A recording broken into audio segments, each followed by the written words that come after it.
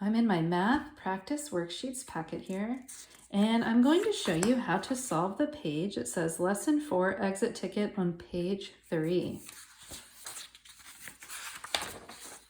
And that's right here.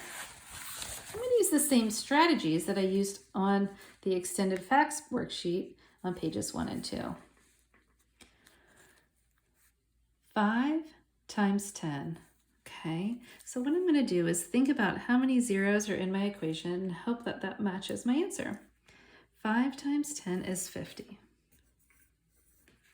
Okay, now I'm thinking about what number times 5 equals 500. That's kind of tricky. So I have to think about, well, there's 2 zeros in my answer. So I want to have 2 zeros in my equation.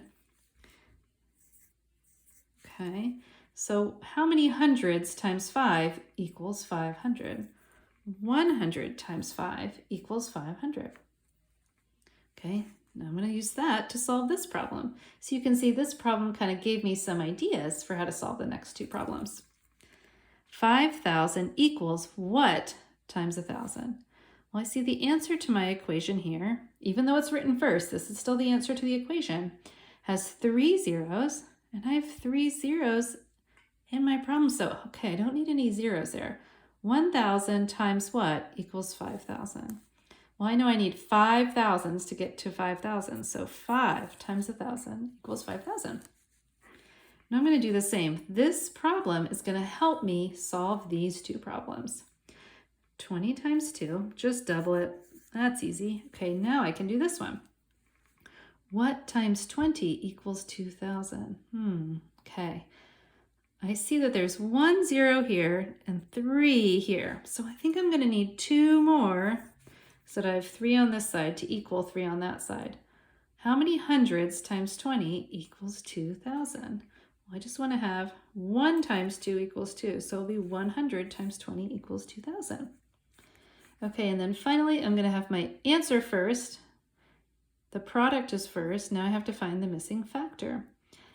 My product has 3 zeros, so I want to have a factor with 2 zeros that I have 1, 2, 3 total.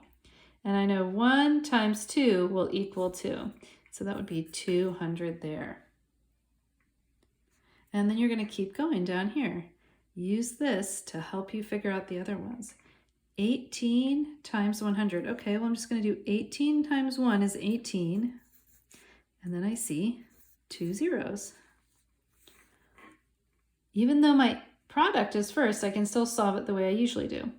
32 times 10. Well, 32 times 1 is just 32. And I just see 1 0 here. 4,800 equals, okay, my product is first. My factors are 100 times what equals 4,800. Well, I have 2 zeros here and 2 zeros in my answer. So I just need 1 times 48. 100 times 48 is 4,800. And then finally, they get a little trickier down here because we aren't just having 1 as a factor, or tens or 1,000 in a factor. So what you do for this is you say, okay, 60 is 6 and 10. So I'm going to kind of mentally separate that and do 6 times 4 is 24, and 24 times 10 with 1 0 is 240. Oh, this is a little bit of a tricky one. 5 times 6, I'm going to take that 600 and think of it as 6 and 100. 5 times 6 is 30, and 30 times 100, I'll add 2 zeros. This is only a little tricky because 5 times 6 is 30.